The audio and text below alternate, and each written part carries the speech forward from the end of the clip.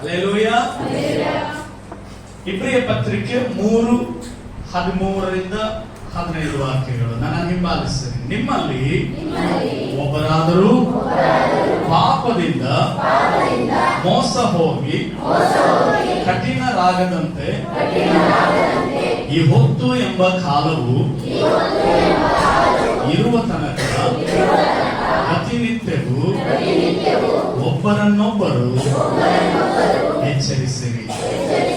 ಮೊದಲಿಂದಿರುವ ಭರವಸವನ್ನು ಅಂತ್ಯದವರೆಗೂ ದೃಢವಾಗಿ ಹಿಡಿದುಕೊಳ್ಳುವ ಪಕ್ಷಕ್ಕೆ ಕ್ರಿಸ್ತನಲ್ಲಿ ಪಾಲುಗಾರರಾಗಿದ್ದೇವಲ್ಲ. ನೀವು ಈ ಹೊತ್ತು ದೇವರ ಶಬ್ದಕ್ಕೆ ಕಿವಿಗೊಟ್ಟರೆ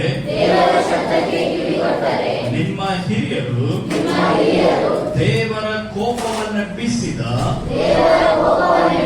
ಸ್ಥಳದಲ್ಲಿ ಮಾಡಿದಂತೆ ನಿಮ್ಮ ಹೃದಯಗಳನ್ನು ಕಠಿಣ ಮಾಡಿಕೊಳ್ಳಬೇಡ್ರಿ. ಹಲ್ಲೆಲೂಯಾ.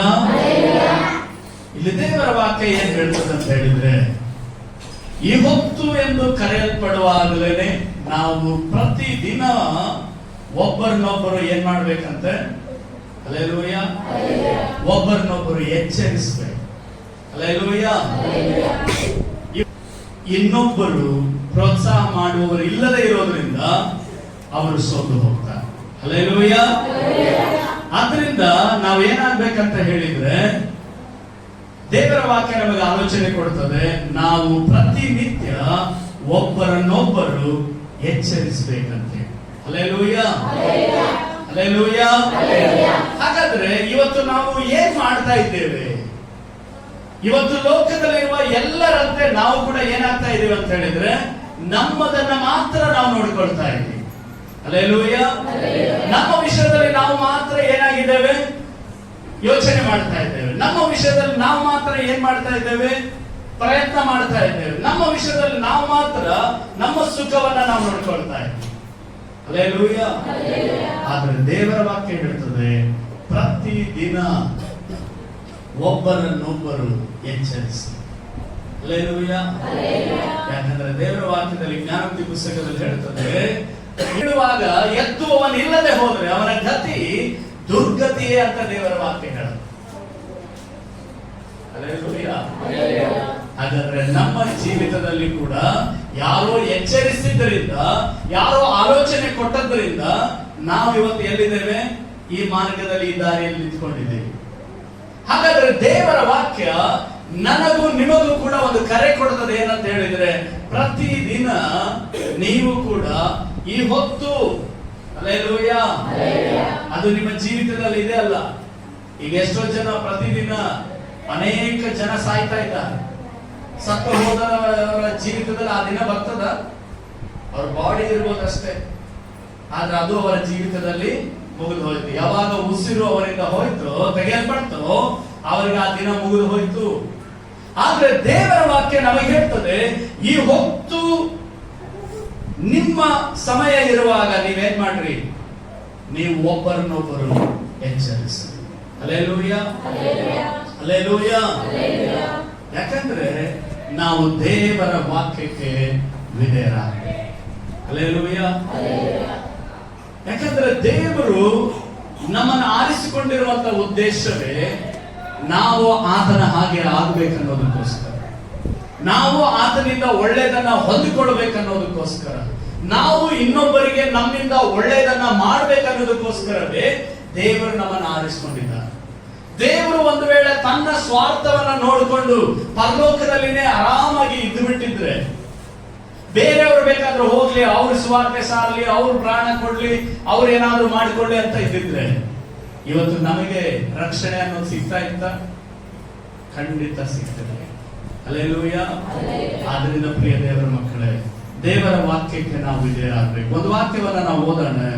ಕೀರ್ತನೆಗಳ ಪುಸ್ತಕ 1ನೇ ಅಧ್ಯಾಯ 1ನೇ ವಾಕ್ಯ. ಯಾವನು ದುಷ್ಟರ ಆಲೋಚನೆಯಂತೆ ನಡೆಯದೆ ಪಾಪಾತ್ಮರ ಮಾರ್ಗದಲ್ಲಿ ನಿಂತುಕೊಳ್ಳದೆ ಧರ್ಮನಿಂದಕರೊಡನೆ ಕೂತುಕೊಳ್ಳದೆ ಯೆಹೋವನ ಧರ್ಮಶಾಸ್ತ್ರದಲ್ಲಿ ಆನಂದ ಪಡುವವನಾಗಿ ಅದನ್ನೇ ಹಗಲಿರುಳು ಧ್ಯಾನಿಸುತ್ತಾನೆ. ಹಲ್ಲೆಲೂಯಾ. ಇಲ್ಲಿ ದೇವರ ವಾಕ್ಯ ಏನ್ ಹೇಳ್ತದೆ? 1ನೇ ಕೀರ್ತನೆ 1ನೇ ವಾಕ್ಯದಿಂದ ನಾವು ಓದ್ತಾ ಬರೋದಾದ್ರೆ ಅಲ್ಲಿ ವಾಕ್ಯ ಹೇಳುವಂತದ್ದು ಆಲೋಚನೆ ಕೊಡ್ತದೆ. ನಾವು ಏನ್ ಆಲೋಚನೆಗೆ ನಮ್ಮ ಆಲೋಚನೆ ಕೊಡ್ಬೇಕು, ಯಾವ ದಾರಿಗೆ ನಾವು ಹೋಗ್ಬೇಕು, ಎಲ್ಲಿ ನಿಂತ್ಕೊಳ್ಬೇಕು, ಎಲ್ಲಿ ಕುತ್ಕೊಳ್ಬೇಕು, ಅಲ್ಲಿ ಆಲೋಚನೆಗಳನ್ನ ದೇವರ ವಾಕ್ಯ ನಮಗೆ ಕೊಡೋದನ್ನ ನಾವು ಅಲ್ಲಿ ಕಾಣ್ತೇವೆ. ಹಲ್ಲೆಲೂಯಾ. ಯಾಕಂದ್ರೆ ದೇವರು ನಮ್ಮ ವಿಷಯದಲ್ಲಿ ಮಾಡುವಂತ ಯೋಚನೆಗಳು ಅದು ಹಿತದ ಯೋಚನೆಗಳ ಹೊರತು ಅಹಿತದ ಯೋಚನೆಗಳಲ್ಲ ಎಂಬುದಾಗಿ ಪ್ರವಾದನೆ ಪುಸ್ತಕವಾಗಿರುವ ಯೆರೆಮೀಯ ಗ್ರಂಥದಲ್ಲಿ ನಾವು ನೋಡ್ತೇವೆ. ಹಲ್ಲೆಲೂಯಾ. ಹಾಗಾದ್ರೆ ಇಲ್ಲಿ ವಾಕ್ಯ ಹೇಳ್ತಾ ಇರೋದೇನು? ಯಾವನು ದುಷ್ಟರ ಆಲೋಚನೆಯಂತೆ ನಡೆಯದೆ ಪಾಪಾತ್ಮರ ಮಾರ್ಗದಲ್ಲಿ ನಿಂತುಕೊಳ್ಳದೆ ಧರ್ಮ ನಿಂದಕರೊಡನೆ ಕೂತುಕೊಳ್ಳದೆ. ಹಲ್ಲೆಲೂಯಾ. ಹಾಗಾದ್ರೆ ನಾವು ದೇವರಿಗೆ ವಿಧೇಯರಾಗಿ ಜೀವಿಸುವಂತ ಮಾರ್ಗದಲ್ಲಿ ನಾವು ನಡೆಯುವುದಕ್ಕೆ ನಮಗೆ ಏನ್ ಬೇಕು ಗೊತ್ತಾ? ಜೊತೆಗೆ ಸ್ನೇಹಿತರು, ಸಂಬಂಧಿಕರು, ಬಂಧುಗಳು ಇವರೆಲ್ಲರೂ ಕೂಡ ಬೇಕು. ಹಲ್ಲೆಲೂಯಾ. ಹಾಗಾದ್ರೆ ಇವರು ಯಾರು ಬೇಡ, ನಾನು ಒಂಟಿಯಾಗಿ ಇರ್ತೇನೆ ಅಲ್ವಾ? ಇವತ್ತು ಬಹಳ ಕಡೆ ಅದರಲ್ಲಿ ಇಂದಿನ ಅನೇಕ ಯೌವನಸ್ಥೆಯರಿಂದ ಕೇಳಿ ಬರುವ ಧ್ವನಿ ಏನ್ ಗೊತ್ತಾ? ಏನದು? ನನ್ನನ್ನು ಬಿಟ್ಟು ಬಿಡ್ರಿ ಅಲ್ಲ. ಇಂಗ್ಲಿಷ್ ನಲ್ಲಿ ಬಹಳ ಚೆನ್ನಾಗಿ ಹೇಳ್ತಾರೆ, ಲೀವ್ ಮೀ ಅಲೋನ್ ಅಲ್ಲ, ಬಹಳ ಚೆನ್ನಾಗಿ. ಅದಕ್ಕೆ ನಾನು ಅಂತವ್ರಿಗೆ ಹೇಳೋದು ಅಲೋನ್ ವಿತ್ ಗಾಡ್ ಅಂತ. ಹಲ್ಲೆಲೂಯಾ. ಲೀವ್ ಮೀ ಅಲೋನ್ ಅನ್ನೋರಿಗೆ ನೀವು ಏನ್ ಹೇಳ್ಬೇಕು? ಅಲೋನ್ ವಿತ್ ಗಾಡ್ ಅಂತ. ಹಲ್ಲೆಲೂಯಾ. ಅಂದ್ರೆ ನನ್ನ ಒಂಟಿಯಾಗಿ ಬಿಟ್ಟು ಬಿಡ್ರಿ ಅಂತಾರಲ್ಲ, ಅವರಿಗೆ ಏನಂತ ಹೇಳ್ಬೇಕಂದ್ರೆ ಹಾಗಾದ್ರೆ ಒಂಟಿಯಾಗಿ ದೇವರೊಂದಿಗೆ ಇರುವಂತ. ಹಲ್ಲೆಲೂಯಾ. ಒಂಟಿಯಾಗಿ ಲೋಕದಲ್ಲಿದ್ರೆ ಖಂಡಿತ ನಾವು ದೇವರಿಗೆ ವಿರೋಧವಾಗಿ ನಡೆಯುವ ಸಂದರ್ಭ ಪರಿಸ್ಥಿತಿಗಳು ನಮ್ಮ ಜೀವಿತದಲ್ಲಿ ಬಂದೇ ಬರ್ತದೆ. ಅದೇ ದೇವರೊಂದಿಗೆ ನೀನು ಏಕಾಂತವಾಗಿರೋದಾದ್ರೆ, ಒಂಟಿಯಾಗಿರೋದಾದ್ರೆ ಖಂಡಿತ ನೀನು ತಪ್ಪಿ ಹೋಗೋದಿಲ್ಲ. ಹಲ್ಲೆಲೂಯಾ. ಹಾಗಂತ ನಾವು ನಮ್ಮ ಬಂಧುಗಳನ್ನ, ಜೊತೆ ಹುಟ್ಟಿದವರನ್ನ, ನಮಗೆ ಜನ್ಮ ಕೊಟ್ಟವರನ್ನ ಬಿಟ್ಟು ನಾವು ಲೋಕದಲ್ಲಿ ಬದುಕುವಂತದ್ದು ಸರಿಯಾದಂತ ವ್ಯವಸ್ಥೆ ಅಲ್ಲ. ಹಲ್ಲೆಲೂಯಾ. ಹಲ್ಲೆಲೂಯಾ. ಯಾಕಂದ್ರೆ ಒಬ್ಬ ವಿಶ್ವಾಸಿ, ಆತ್ಮಿಕವಾದಂತ ಒಬ್ಬ ವಿಶ್ವಾಸಿ ನಮ್ಮ ಜೊತೆ ಇರೋದಾದ್ರೆ ನಾವು ಆತ್ಮಿಕವಾಗಿ ಬಲದಿಂದ ಇರ್ಲಿಕ್ಕೆ ಆಗ್ತದೆ. ಒಬ್ಬ ಪ್ರಾರ್ಥನೆ ಮಾಡುವಂತ ದೇವ ಮನುಷ್ಯನ ಜೊತೆ, ದೇವ ಮಗಳ ಜೊತೆ ನಾವು ಇರೋದಾದ್ರೆ ನಾವು ಕೂಡ ಆ ಸ್ವಭಾವವನ್ನ ಕಲಿತ್ಕೊಳ್ಳೋದಕ್ಕೆ ಸಾಧ್ಯ ಆಗ್ತದೆ. ಹಲ್ಲೆಲೂಯಾ. ಆದ್ರಿಂದ ನಾವು ಪ್ರತಿನಿತ್ಯ ಒಬ್ಬರನ್ನೊಬ್ಬರು ಎಚ್ಚರಿಸಬೇಕಾದ್ರೆ ನಾವು ಒಬ್ಬರೇ ಇದ್ರೆ ಎಚ್ಚರಿಸಕ್ಕೆ ಬೇರೆ ಯಾರು ಇರೋದಿಲ್ಲ. ನಾವು ಕುಟುಂಬದಲ್ಲಿರುವಾಗಲೂ, ಸಭೆ ಒಳಗಡೆ ಇರುವಾಗಲೂ, ಸಮಾಜದಲ್ಲಿರುವಾಗಲೂ ನಾವು ಏನಾಗ್ಬೇಕಂತ ಹೇಳಿದ್ರೆ ನಾವು ದೇವರಿಗೆ ಭಯಭಕ್ತಿಯುಳ್ಳವರಾಗಿ ಒಬ್ಬರನ್ನೊಬ್ಬರು ಎಚ್ಚರಿಸುವವರಾಗಿರ್ಬೇಕಂತ ದೇವರ ವಾಕ್ಯ ಹೇಳ್ತದೆ. ಹಲ್ಲೆಲೂಯಾ. ಈ ಹೊತ್ತು ಅಂದ್ರೆ ಏನು? ಈ ಹೊತ್ತು ಅಂದ್ರೆ ನಾವು ಈ ಭೂಮಿ ಮೇಲೆ ಇರುವಷ್ಟು ದಿನ. ಹಲ್ಲೆಲೂಯಾ. ಕೇಳಿಸ್ಕೊಂಡ್ರಿ, ಇಲ್ಲಿ ನಾವು ಭೂಮಿ ಮೇಲೆ ಇರುವಷ್ಟು ದಿನ, ಅದೇ ಈ ಹೊತ್ತು ಅಂದ್ರೆ. ಹಲ್ಲೆಲೂಯಾ. ಹಾಗಾದ್ರೆ ನಿತ್ಯತ್ವ ಅಂತ ಒಂದಿದೆ. ಆ ನಿತ್ಯತ್ವ ಯಾವುದಂತ ಹೇಳಿದ್ರೆ ಸದಾ ಕಾಲ ನಾವು ದೇವರೊಂದಿಗೆ ಇರಬೇಕಾದಂತ ಒಂದು ಸ್ಥಳ. ಹಲ್ಲೆಲೂಯಾ. ಹಾಗಾದ್ರೆ ಅಲ್ಲಿ ನಾವು ಸೇರ್ಬೇಕಾದ್ರೆ ಈ ಹೊತ್ತು ಎನ್ನುವಂತ ಕ್ಷಣಗಳಲ್ಲಿ ನಾವು ನಿಸ್ವಾರ್ಥತೆಯಿಂದ ಯಥಾರ್ಥವಾಗಿ ದೇವರೊಂದಿಗೆ ನಾವು ಜೀವಿಸುವವರಾಗಿರ್ಬೇಕು. ಹಲ್ಲೆಲೂಯಾ. ಯಾಕೆ ನಾವು ಇದನ್ನು ಇವತ್ತು ಕಲಿಬೇಕಾಗಿದೆ ಅಂತ ಹೇಳಿದ್ರೆ, ದೇವರು ಏನೇ ಆಲೋಚನೆ ಕೊಡೋದಾಗಿದ್ರು ಅದು ನಮ್ಮ ಹಿತಕ್ಕಾಗಿ ಒಳ್ಳೆಯದೇ ಆಗಿರ್ತದೆ. ಹಲ್ಲೆಲೂಯಾ. ಹಲ್ಲೆಲೂಯಾ. ಒಂದು ವಾಕ್ಯವನ್ನ ನಾವು ಓದೋಣ. ಆದಿಕಾಂಡ ಪುಸ್ತಕ 2ನೇ ಅಧ್ಯಾಯ ತೆರೆಯಿರಿ, ಓದೋಣ. ಮತ್ತು ಯೆಹೋವ ದೇವರು ಮನುಷ್ಯನು ಒಂಟಿಗನಾಗಿರುವುದು ಒಳ್ಳೆಯದಲ್ಲ, ಅವನಿಗೆ ಸರಿಬೀಳುವ ಸಹಕಾರಿಯನ್ನು ಮಾಡುವೆನು ಅಂದನು. ಹಲ್ಲೆಲೂಯಾ. ಮನುಷ್ಯನು ಒಂಟಿಗನಾಗಿರುವುದು ಒಳ್ಳೆಯದಲ್ಲ. ಹಲ್ಲೆಲೂಯಾ. ಮೇಲಿನ ವಾಕ್ಯಗಳನ್ನ ನಾವು ಓದಿದಂತೆ ಆದಾಮನನ್ನ ದೇವರು ಸೃಷ್ಟಿ ಮಾಡಿದಾಗ ಅವನು ಒಬ್ಬನೇ ಇದ್ರು. ಅವನನ್ನ ದೇವರು ತಗೊಂಡು ಹೋಗಿ ಏನ್ ಮಾಡಿದ್ರು? ಹೊಲದಲ್ಲಿ ವ್ಯವಸಾಯ ಮಾಡುವುದಕ್ಕೋಸ್ಕರ ಅವನನ್ನ ಬಿಟ್ಟನು ಅಂತ ದೇವರ ವಾಕ್ಯ ಹೇಳುತ್ತೆ. ಆದ್ರೆ ದಿನ ಮುಂದುವರೆದು ನೋಡುವಾಗ ದೇವರೇ ಹೇಳ್ತಾರೆ, ಮನುಷ್ಯನು ಒಂಟಿಗನಾಗಿರುವುದು ಒಳ್ಳೆಯದಲ್ಲ. ಹಾಗಾದ್ರೆ ಲೋಕದಲ್ಲಿ ಇವತ್ತು ಜನ ಬಯಸುವಂತದ್ದೇನು? ಅವ್ರು ಒಬ್ಬರೇ ಇರ್ಬೇಕು, ಒಂಟಿಯಾಗಿ ಇರ್ಬೇಕು, ಯಾರು ಕೇಳಬಾರ್ದು, ಯಾರು ಹೇಳಬಾರದು. ಹಾಗಾದ್ರೆ ಅದೆಲ್ಲ ಏನಾಗಿದೆ? ದೇವರಿಗೆ ವಿರೋಧವಾದಂತ ಮಾತು. ಹಲ್ಲೆಲೂಯಾ.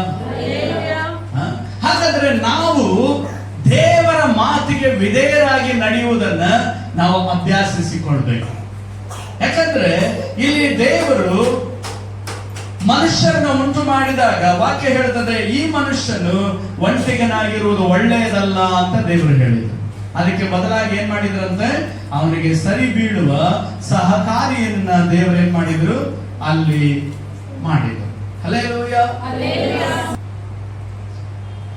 ಆದ್ರೆ ಒಂದು ನಾವಿದ್ರಲ್ಲಿ ಅರ್ಥ ಮಾಡ್ಕೊಳ್ಬೇಕೇನಂದ್ರೆ, ಒಂಟಿಯಾಗಿದ್ದಂತ ಆದಾಮನಿಗೆ ಹವ್ವಳನ್ನ ದೇವರು ಒದಗಿಸಿದ್ದು ಅವನು ಯಾವುದೋ ಪಾಪ ಮಾಡಿಬಿಡ್ತಾನೆ, ಬಿದ್ದು ಹೋಗ್ಬಿಡ್ತಾನೆ ಅಂತ ಅಲ್ಲ. ಯಾಕಂದ್ರೆ ಆಗಿನ ಕಾಲದಲ್ಲಿ ಆದಾಮನನ್ನ ಬಿಟ್ಟರೆ ಬೇರೆ ಯಾವ ಮನುಷ್ಯರನ್ನು ದೇವರಿನ್ನೂ ಸೃಷ್ಟಿ ಮಾಡಿರಲಿಲ್ಲ. ಹಲ್ಲೆಲೂಯಾ. ಹಾಗಾದ್ರೆ ದೇವರು ಆದಾಮನಿಗೆ ಹವ್ವಳನ್ನ ಇವರು ಒಂಟಿಗರಾಗಿರೋದು ಸರಿಯಲ್ಲ ಅಂತ ಹೇಳಿ ಯಾಕೆ ಕೊಟ್ಟರಂತ ಹೇಳಿದ್ರೆ, ಅವನಿಗೆ ವೈರಿಯಾದಂತ ಸೈತಾನನು ಲೋಕದಲ್ಲಿ ಇದ್ದನು. ಹಲ್ಲೆಲೂಯಾ. ದೇವರಿಗೆ ವೈರಿಯಾಗಿದ್ದಂತ ಸೈತಾನನು ಕೂಡ ಲೋಕದಲ್ಲಿ ಇದ್ದನು. ಆ ವೈರಿಯ ಮಾತಿಗೆ, ಆಲೋಚನೆಗೆ ಇವನು ಒಳಬಿದ್ದು ಮೋಸ ಹೋಗಬಾರದಾಗಿ ದೇವರು ಏನ್ ಮಾಡಿದ್ರು? ಆದಾಮನು ಒಬ್ಬನೇ ಸರಿಯಲ್ಲ, ಅವನ ಜೊತೆಗೆ ಯಾರಿರ್ಲಿ? ಹವ್ವಳ ಕೂಡ ಇರ್ಲಿ ಅಂತ ಹೇಳಿ ಅಲ್ಲಿ ದೇವರು ಹವ್ವಳನ ಉಂಟು ಮಾಡಿದ್ರು. ಹಲ್ಲೆಲೂಯಾ. ಹಲ್ಲೆಲೂಯಾ. ಹಾಗಾದ್ರೆ ನಾವು ಈ ಲೋಕದಲ್ಲಿ ಒಬ್ಬಂಟಿಗರಾಗಿರುವವರನ್ನ ಕುಟುಂಬವಾಗಿ ಕಟ್ಟಿ ನಮ್ಮನ್ನ ದೇವರು ನಡೆಸುವುದಕ್ಕೆ ಕಾರಣ ಏನಂತ ಹೇಳಿದ್ರೆ, ಬರೀ ನಾವು ಶರೀರದಲ್ಲಿ ದೇವರಿಗೆ ವಿರುದ್ಧವಾಗಿ ಬಿದ್ದು ಪಾಪ ಮಾಡ್ತೀವಿ ಅಂತ ಅಲ್ಲ.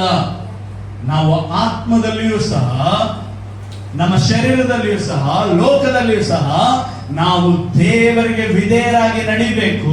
ಸೈತಾನನ ತರುವಂತಹ ಶೋಧನೆಗಳನ್ನ ಜಯಿಸುವವರಾಗಿ ಬದುಕಬೇಕನ್ನೋದಕ್ಕೋಸ್ಕರ ಒಬ್ಬರಿಗೊಬ್ಬರು ಸಹಕಾರಿಯಾಗಿ ಇರಲಿ ಅಂತ ಹೇಳಿ ದೇವರೇನ್ ಮಾಡಿದ್ರು? ಕುಟುಂಬವನ್ನ ದೇವರು ಕಟ್ಟಿದರು. ಹಲ್ಲೆಲೂಯಾ. ಹಲ್ಲೆಲೂಯಾ.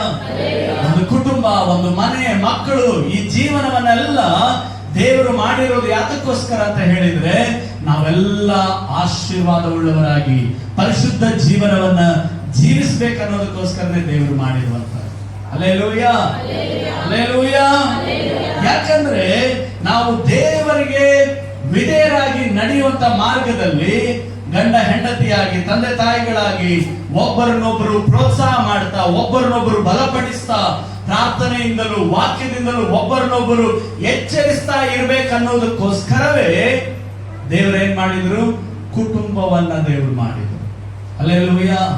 ಕುಟುಂಬದಲ್ಲಿ ಮಕ್ಕಳನ್ನ ದೇವರು ಕೊಟ್ಟರು ಅಲ್ಲ. ಅಣ್ಣ ತಮ್ಮಂದಿರು, ಅಕ್ಕ ತಂಗಿಯರು, ಈ ಬಂಧುತ್ವ, ಇವುಗಳನ್ನೆಲ್ಲ ಏನಂತ ಹೇಳಿದ್ರೆ ದೇವರೇ ಉಂಟು ಮಾಡಿರೋದು. ಹಲ್ಲೆಲೂಯಾ. ಅದೆಲ್ಲ ಯಾತಕ್ಕೋಸ್ಕರ? ನಮ್ಮ ಹಿತಕ್ಕಾಗಿಯೇ. ಹಾಗಾಗಿ ಒಬ್ಬರಾದರೂ ಈ ಹೊತ್ತು ಎನ್ನುವಂತ ಕಾಲದಲ್ಲಿ ಯಾರೊಬ್ಬರು ತಪ್ಪಿ ಹೋಗದಂತೆ ಅವರನ್ನ ಏನ್ ಮಾಡ್ಬೇಕಂತೆ? ಎಚ್ಚರಿಸಬೇಕು ಅಂತ ದೇವರ ವಾಕ್ಯ ನಮಗೆ ಕರೆ ಕೊಡ್ತಾರೆ. ಹಲ್ಲೆಲೂಯಾ. ಹಲ್ಲೆಲೂಯಾ. ಹಾಗಾಗಿ ನಾವು ದೇವರಿಗೆ ವಿಧೇಯರಾಗಿ ನಡೆಯುವಂತದ್ದು ನಮ್ಮ ಜವಾಬ್ದಾರಿಕೆ ಆಗಿದೆ, ಕರ್ತವ್ಯ ಆಗಿದೆ. ಹಲ್ಲೆಲೂಯಾ. ಯಾಕಂದ್ರೆ ಯಾರು ತನ್ನಷ್ಟಕ್ಕೆ ತಾನೇ ಇದನ್ನ ಅನುಸರಿಸಲಿಕ್ಕೆ ಆಗೋದಿಲ್ಲ. ಆದ್ರೆ ಅನುಸರಿಸಲಿಕ್ಕೆ ಪವಿತ್ರಾತ್ಮನು ತಾನೇ ಸಹಾಯ ಮಾಡ್ತಾರೆ. ನಾವು ಮನಸ್ಸು ಮಾಡಬೇಕು. ಹಲ್ಲೆಲೂಯಾ. ಹಲ್ಲೆಲೂಯಾ. ಯಾಕಂದ್ರೆ ಪ್ರತ್ಯೇಕತೆ ಆಗಬೇಕಾದ ವಿಷಯಗಳಲ್ಲಿ ಪ್ರತ್ಯೇಕತೆ ಬೇಕು. ಆದ್ರೆ ಪ್ರತ್ಯೇಕತೆಗಿಂತ ಐಕ್ಯತೆ ನಿರಂತರವಾದಂತ ವಿಧೇಯತೆಯಲ್ಲಿ ನಮ್ಮನ್ನು ನಡೆಸ್ತದೆ. ಹಲ್ಲೆಲೂಯಾ. ಹಲ್ಲೆಲೂಯಾ. ಆದ್ರಿಂದ ನಾವು ಪ್ರತ್ಯೇಕತೆಗಿಂತಲೂ ಐಕ್ಯತೆಯಿಂದ ದೇವರ ಸಮ್ಮುಖದಲ್ಲಿ ನಾವು ಸೇರಿ ಬರುವಂತದ್ದು ನಮಗೆ ಸುರಕ್ಷಿತವಾದಂತ ದಾರಿಯಾಗಿದೆ ಅನ್ನೋದನ್ನ ನಾವು ಅರ್ಥ ಮಾಡ್ಕೊಳ್ಬೇಕಾಗಿದೆ. ಹಲ್ಲೆಲೂಯ. ಜೊತೆಯಲ್ಲಿ ನಿಮಗೆ ಆತ್ಮಿಕ ಪ್ರೋತ್ಸಾಹ ಮಾಡದೇ ಇರುವಂತ ವಾತಾವರಣ ಇರಬಹುದು, ಆದ್ರೆ ಪ್ರೋತ್ಸಾಹ ಮಾಡುವಂತವರ ಜೊತೆ, ಎಚ್ಚರಿಸುವಂತವರ ಜೊತೆ ನಾವು ಐಕ್ಯತೆಯೊಂದಿಗೆ ನಡೆಯೋದು ನಮ್ಮ ಆತ್ಮಿಕ ಜೀವಿತಕ್ಕೆ ಬಹಳ ಬಹಳ ಪ್ರಯೋಜನವಾಗಿರ್ತದೆ. Hallelujah, hallelujah. ಇನ್ನು ಲೂಕನ ಸುವಾರ್ತೆಗೆ ನಾವು ಬರೋಣ. ಒಂದು ಉದಾಹರಣೆಯಾಗಿ ಒಂದು ಕುಟುಂಬವನ್ನು ನಾವು ನೋಡೋಣ. ಲೂಕನ ಸುವಾರ್ತೆ 1ನೇ ಅಧ್ಯಾಯ ಅದರ 6ನೇ ವಾಕ್ಯವನ್ನು ನಾವು ಓದಿಕೊಳ್ಳೋಣ. ಅವರಿಬ್ಬರು ಕರ್ತನ ಎಲ್ಲಾ ಆಜ್ಞೆಗಳನ್ನು ನೇಮ ನಿಷ್ಠೆಗಳನ್ನು ಕೈಕೊಂಡು ತಪ್ಪಿಲ್ಲದೆ ನಡಕೊಳ್ಳುತ್ತಾ ದೇವರ ದೃಷ್ಟಿಯಲ್ಲಿ ನೀತಿವಂತರಾಗಿದ್ದಾರೆ. ಹಲ್ಲೆಲೂಯ. ಹಾಗಾದ್ರೆ ಕ್ರಿಸ್ತೀಯ ಕುಟುಂಬ ನನ್ನ ನಿನ್ನ ಕುಟುಂಬ ಆಗಿರ್ಬೇಕಾದ್ರೆ ದೇವರ ವಾಕ್ಯದಲ್ಲಿ ಇದ್ದಂತ ಈ ವಾಕ್ಯದ ಆಲೋಚನೆಯಲ್ಲಿ ನಾವು ನೋಡುವಂತೆ ಜಕರಿಯ ಮತ್ತು ಎಲಿಸಬೇತ್ ಅನ್ನುವಂತ ಈ ದಂಪತಿಗಳು, ಅವರ ಬಗ್ಗೆ ದೇವರ ವಾಕ್ಯದಲ್ಲಿ ಬರೆಯಲ್ಪಟ್ಟದೆ, ಅವರಿಬ್ಬರು ಕರ್ತನ ಎಲ್ಲಾ ಆಜ್ಞೆಗಳನ್ನು ನೇಮ ನಿಷ್ಠೆಗಳನ್ನ ಕೈಕೊಂಡು ತಪ್ಪಿಲ್ಲದೆ ನಡಕೊಳ್ಳುತ್ತಾ ದೇವರ ದೃಷ್ಟಿಯಲ್ಲಿ ನೀತಿವಂತರಾಗಿದ್ದರು. ಹಲ್ಲೆಲೂಯ. ಪ್ರಿಯ ದೇವರ ಮಕ್ಕಳೇ, ನಾವು ದೇವರ ದೃಷ್ಟಿಯಲ್ಲಿ ನೀತಿವಂತರಾಗಿರೋದು ಬಹಳ ಪ್ರಾಮುಖ್ಯ. ಹಲ್ಲೆಲೂಯ. ಕೇಳಿಸ್ಕೊಳ್ತಾ ಇದ್ದೀರಿ? ಕೇಳಿಸ್ಕೊಳ್ತಾ ಇದ್ದೀರಾ? ಇವತ್ತು ಮನುಷ್ಯರು ಅನೇಕ ವೇಳೆ ನಿನ್ನನ್ನು ಒಪ್ಕೊಳ್ಳದೆ ಇರ್ಬೋದು. ನೀನು ಎಷ್ಟೇ ಪ್ರಾರ್ಥನೆ ಮಾಡಿ ಹೊರಗಡೆ ಬಂದಿದ್ರು ನಿನ್ನ ಬಗ್ಗೆ ಅಲ್ಲದನ್ನೇ ಅವರು ಮಾತಾಡ್ತಾ ಇರ್ಬೋದು. ಆದ್ರೆ ಇದನ್ನ ನೋಡುವ ದೇವರು ನಮಗೆ ಪ್ರತಿಫಲ ಕೊಡ್ತಾರೆ. ಹಲ್ಲೆಲೂಯ. ಅದಕ್ಕೆ ಯೇಸುಸ್ವಾಮಿ ಹೇಳಿದ್ದು, ಯಾರಾದ್ರೂ ಪ್ರಾರ್ಥನೆ ಮಾಡುವುದಕ್ಕೆ ಹೋಗುವಾಗ ನಿಮ್ಮ ಏಕಾಂತವಾದ ಕೋಣೆಯೊಳಗೆ ಹೋಗಿ ಬಾಗಿಲನ್ನ ಮುಚ್ಚಿಕೊಳ್ಳ್ರಿ. Hallelujah, hallelujah. ಅಂದ್ರೆ ನಮ್ಮನ್ನ ಚಂಚಲ ಪಡಿಸುವಂತ ಯಾವುದೇ ಕಾರ್ಯಗಳಿಗೆ ನಾವು ಏನ್ ಮಾಡಬಾರದು, ಅವಕಾಶ ಕೊಡಬಾರದು, ಅವುಗಳನ್ನು ಬಂದ್ ಮಾಡಬೇಕು. ನಾವು ನಮ್ಮನ್ನ ಗಲಿಬಿಲಿ ಮಾಡುವಂತ ವಿಚಾರಗಳಿಗೆ ನಾವು ಅವಕಾಶ ಕೊಡದೆ, ದೇವರು ನಮ್ಮನ್ನ ನೋಡುವ ಹಾಗೆ, ದೇವರು ನಮ್ಮನ್ನ ತಿಳಿದಿರುವ ಹಾಗೆ ನಾವು ಯಥಾರ್ಥವಾಗಿ ದೇವರಲ್ಲಿ ಮೊರೆ ಇಡುವುದನ್ನ, ಪ್ರಾರ್ಥಿಸುವುದನ್ನ ನಾವು ಮಾಡಬೇಕಂತ ದೇವರ ವಾಕ್ಯ ಹೇಳ್ತದೆ. ಹಲ್ಲೆಲೂಯ. ಯಾಕಂದ್ರೆ ಪ್ರಾರ್ಥನೆ ಅದು ನಮ್ಮ ಜೀವಿತದಲ್ಲಿ ಬಹಳ ಅವಶ್ಯಕ. ಲೋಕದಲ್ಲಿ ನಾವು ಅನೇಕ ಸಾರಿ ಪ್ರಾರ್ಥನೆ ಮಾಡ್ತಾ ಇದ್ದಾಗ್ಯೂ, ಅನೇಕರನ್ನ ಆತ್ಮಿಕವಾಗಿ ಮಾತನಾಡಿಸ್ತಾ ಇದ್ದಾಗ್ಯೂ ಜನರು ನಮ್ಮ ಮೇಲೆ ಅಲ್ಲದನ್ನು ಮಾತಾಡಬಹುದು. ಆದ್ರೆ ನಾವೇನಾಗ್ಬೇಕಂದ್ರೆ ದೇವರ ದೃಷ್ಟಿಯಲ್ಲಿ ನೀತಿವಂತರಾಗಿ ನಡೆಯುವ ಹಾಗೆ, ಮನುಷ್ಯರ ದೃಷ್ಟಿಯಲ್ಲಿ ಕೂಡ ನೀತಿವಂತರಾಗಿ ನಡೆಯೋದು ಕೂಡ ಬಹಳ ಪ್ರಾಮುಖ್ಯ. ಹಲ್ಲೆಲೂಯ. ಯಾಕಂದ್ರೆ ಅನೇಕರು ಹೇಳ್ತಾ ಇರ್ತಾರೆ, ಓ ನಾನು ಯಾರಂತ ದೇವರಿಗೆ ಗೊತ್ತು. ದೇವರಿಗೆ ಗೊತ್ತಲ್ಲ, ಮೊದಲು ಮನುಷ್ಯರಿಗೆ ಗೊತ್ತಾಗುವ ಹಾಗೆ ಮಾಡು. ಹಲ್ಲೆಲೂಯ. ಹೇಳೋದು ಅರ್ಥ ಆಗ್ತಿದೆಯಾ? ಅನೇಕರು ಹೇಳುವಂತ ಈ ಮಾತು, ನಾನು ಯಾರಂತ ದೇವರಿಗೆ ಗೊತ್ತಿದೆ, ಗೊತ್ತಿದೆ ಅಲ್ಲ, ಹಾಗಾದ್ರೆ ಮನುಷ್ಯರಿಗೆ ಗೊತ್ತಾಗುವಂತೆ ಮಾಡು. ಯಾಕಂದ್ರೆ ನಿನ್ನ ಕ್ರಿಯೆಗಳು ಏನಾಗಬೇಕು, ನಿನ್ನ ನಂಬಿಕೆ ತೋರಿಸ್ಬೇಕಲ್ಲ. ಕ್ರಿಯೆಗಳಿಲ್ಲದ ನಂಬಿಕೆ ಸತ್ತದ್ದು ಅಂತ ಯಾಕೋಬರ ಪತ್ರಿಕೆ ಹೇಳುತ್ತದೆ. ಹಲ್ಲೆಲೂಯ. ನೀನು ಹೇಳುವ ಸಾಕ್ಷಿ ಒಳ್ಳೆಯದೇ, ನಾನು ಯಾರಂತ ದೇವರಿಗೆ ಗೊತ್ತು. ನಿನ್ನ ಅಂತರದಲ್ಲಿ ನಡೆಯುವುದನ್ನ ದೇವರು ನೋಡಿದ್ದಾರೆ. ಈ ಜಕರಿಯ ಎಲಿಸಬೇತಳನ್ನು ಕೂಡ ದೇವರು ನೋಡಿದರು. ಅವರು ನೀತಿವಂತರೆಂಬುದಾಗಿ ದೇವರ ವಾಕ್ಯ ಕೂಡ ಅಲ್ಲಿ ಘೋಷಣೆ ಮಾಡ್ತದೆ.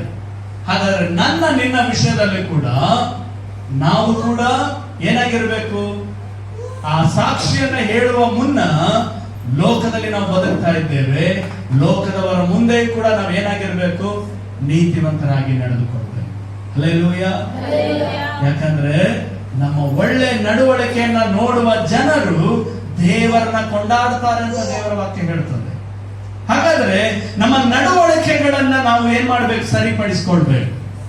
ನಾವು ಮಾತನಾಡುವಂಥದ್ದು, ನಾವು ಕೇಳಿಸಿಕೊಳ್ಳುವಂಥದ್ದು, ನಾವು ಜೀವಿಸುವಂಥದ್ದು, ನಾವು ಬೆರೆಯುವಂತ ನಮ್ಮ ಸಹವಾಸಗಳು, ನಮ್ಮ ನಡವಳಿಕೆಗಳು, ಅದು ಬಹಳ ಪ್ರಾಮುಖ್ಯ. ಹಲ್ಲೆಲೂಯ. ನಮ್ಮನ್ನ ನಾವು ಕ್ರಮಪಡಿಸಿಕೊಳ್ಬೇಕಂತ ದೇವರ ವಾಕ್ಯ ಹೇಳ್ತದೆ. ಯಾಕಂದ್ರೆ ನಾವು ಮೊದಲನೇ ಕೀರ್ತನೆಯಲ್ಲಿ ಓದಿದ ಹಾಗೆ, ದುಷ್ಟರ ಆಲೋಚನೆಯಂತೆ ನಡೆಯದೆ, ಪಾಪಾತ್ಮರ ಮಾರ್ಗದಲ್ಲಿ ನಿಂತುಕೊಳ್ಳದೆ, ಧರ್ಮ ನಿಂದಕರೊಡನೆ ಕೂತ್ಕೊಳ್ಳೋದು. ಹಾಗಾದ್ರೆ ನಾವು ಯಾರ ಆಲೋಚನೆ ಕೇಳ್ತಾ ಇದ್ದೀವಿ? ಜನ ನೋಡ್ತಾರಲ್ಲ. ಯಾವ ಮಾರ್ಗದಲ್ಲಿ ನಿಂತ್ಕೊಳ್ತೀವಿ? ಜನ ನೋಡ್ತಾರಲ್ಲ.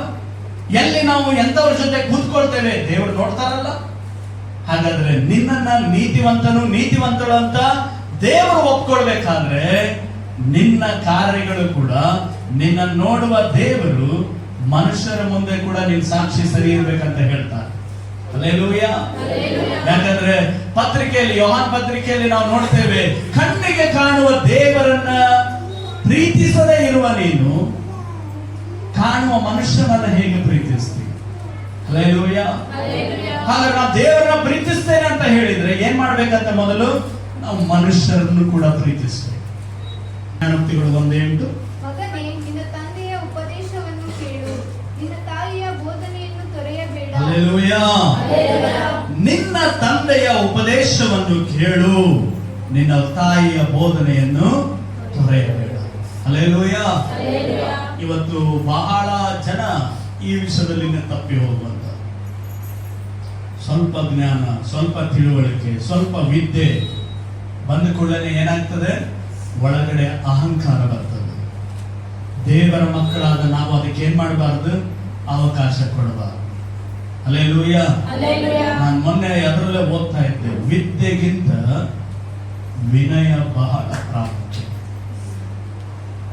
ವಿದ್ಯೆ ಬೇಕು, ಆದ್ರೆ ವಿದ್ಯೆಗಿಂತ ಮೊದಲೇನ್ ಬೇಕು? ವಿನಯ ಬೇಕು. ಹಲ್ಲೆಲೂಯಾ. ಹಾಗಾದ್ರೆ ಇವತ್ತು ದೇವರ ವಾಕ್ಯ ನಮಗೆ ಇಲ್ಲೇನ್ ಹೇಳ್ತದೆ? ಮಗನೇ, ನಿನ್ನ ತಂದೆಯ ಏನ್ ಮಾಡ್ಬೇಕಂತ? ಮಾತು ಕೇಳು ಅಂತ. ಇವತ್ತು ಅನೇಕ ಮಕ್ಕಳು ಬೆಳೆದು ಬಿಟ್ಟಿರ್ತಾರೆ. ಮೊನ್ನೆ ನನಗೆ ಕೆಲವರು ಹೇಳ್ತಾ ಇದ್ರು, ಅವರಿಗೆ ಬುದ್ಧಿ ಇಲ್ರಿ, ಈಗ ನಮಗ್ ಬುದ್ಧಿ ಬಂದಿದೆ, ಈಗ ನಾವು ಹೇಳ್ದಂಗ ಅವ್ರು ಕೇಳಬೇಕು.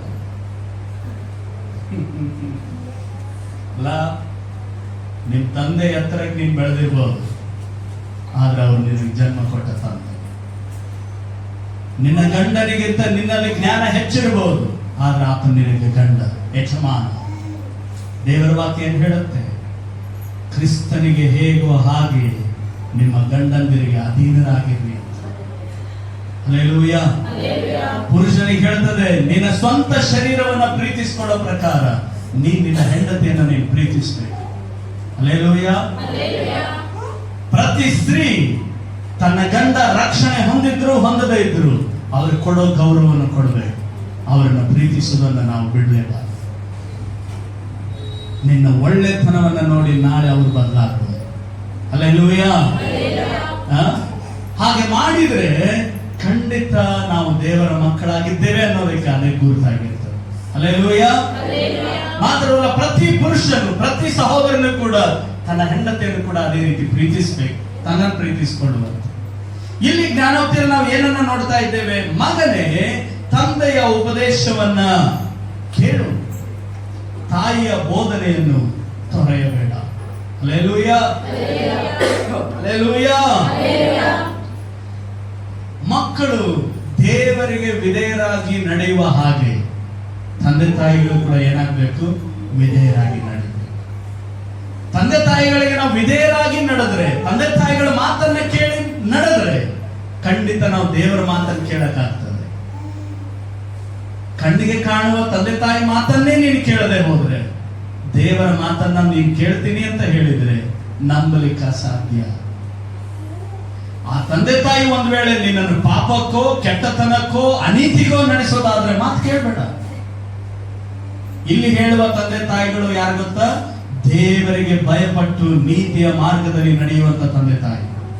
ಇವರ ಮಾತನ್ನ, ಇವರ ಉಪದೇಶವನ್ನ ಮಕ್ಕಳಾಗಿ ನೀವು ಕೇಳಬೇಕಂತ ದೇವರ ವಾಕ್ಯ ಹೇಳುತ್ತೆ.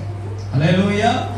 ಹಾಗೆ ಅದೇ ಜ್ಞಾನೋಕ್ತಿ 4ನೇ ಅಧ್ಯಾಯ 1ನೇ ವಾಕ್ಯಕ್ಕೆ ಬರೋದಾದ್ರೆ, ಮಕ್ಕಳಿರ, ತಂದೆಯ ಶಿಕ್ಷಣವನ್ನು ಕೇಳಿರಿ, ವಿವೇಕವನ್ನು ಗ್ರಹಿಸಲಿಕ್ಕೆ ಕಿವಿಗೊಡಿರಿ.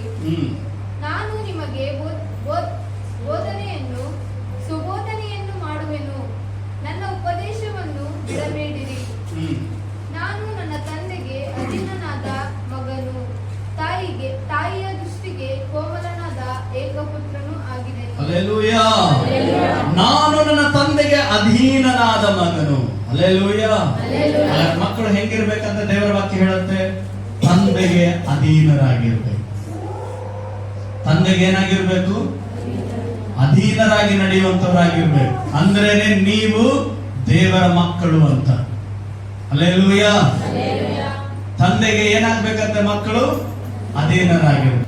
ಆ ಜ್ಞಾನೋಕ್ತಿಯಲ್ಲಿ ಭಕ್ತರು ಹೇಳ್ತಾನೆ, ನಾನು ನನ್ನ ತಂದೆಗೆ ಅಧೀನನಾದ ಮಗನು, ತಾಯಿಯ ದೃಷ್ಟಿಗೆ ಕೋಮಲನಾದ ಏಕಪುತ್ರ. ಹಲ್ಲೆಲೂಯ. ನಾವು ಸಹ ರಕ್ಷಣೆ ಹೊಂದದೇ ಇರುವ ತಂದೆ ತಾಯಿಗಳು ನಮಗಿರಬಹುದು, ಆದ್ರೆ ದೇವರ ವಾಕ್ಯ ಹೇಳ್ತದೆ ಅವರಿಗೆ ಅಧೀನನಾದ ಮಕ್ಕಳು ನಾವಾಗಿರ್ಬೇಕಂತ. ಅವರ ದೃಷ್ಟಿಗೆ ಕೋಮಲವಾದಂತ ಮಕ್ಕಳು ನಾವಾಗಿರ್ಬೇಕು. ಅವಾಗ ತಂದೆ ತಾಯಿಗಳು ಶಪಿಸೋದನ್ನ ಬಿಟ್ಟು ನಿಮ್ಮನ್ನ ಏನ್ ಮಾಡ್ತಾರೆ? ಆಶೀರ್ವಾದ ಮಾಡ್ತಾರೆ. ಹಲ್ಲೆಲೂಯ.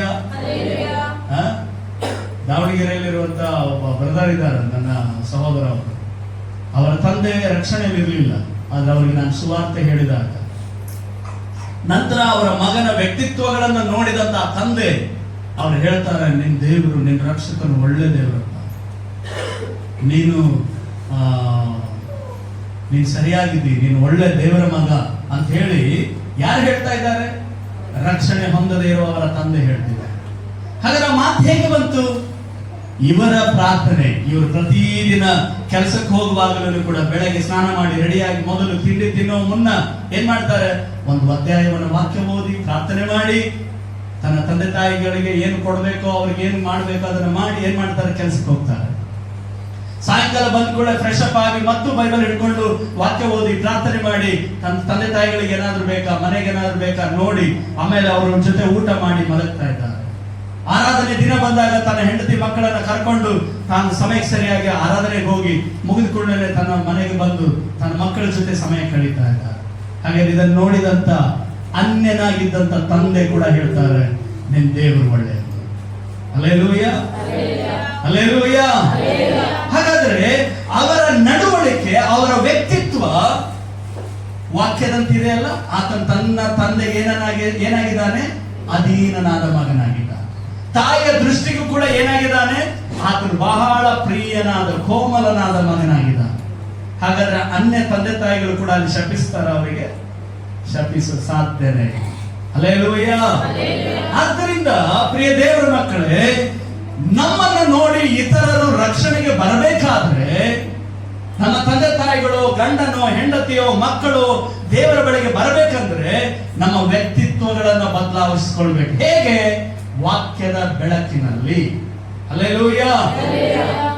ಈ ವಾಕ್ಯದ ಬೆಳಕಿನಲ್ಲಿ ಹಾಗೆ ಬದಲಾಯಿಸಿಕೊಂಡ್ರೆ ಖಂಡಿತ ನಮ್ಮ ಜೀವನ ಆಶೀರ್ವಾದವಾಗಿರ್ತದೆ. ಇನ್ನೊಂದು ಉದಾಹರಣೆಯನ್ನ ತಿಮೋತಿ ಪತ್ರಿಕೆಯಿಂದ ನಾವು ಓದೋಣ. 2ನೇ ತಿಮೋತಿ ಪತ್ರಿಕೆ 1ನೇ ಅಧ್ಯಾಯದ 5ನೇ ವಾಕ್ಯ. ತೆರೀರಿ ಬೇಗನೆ.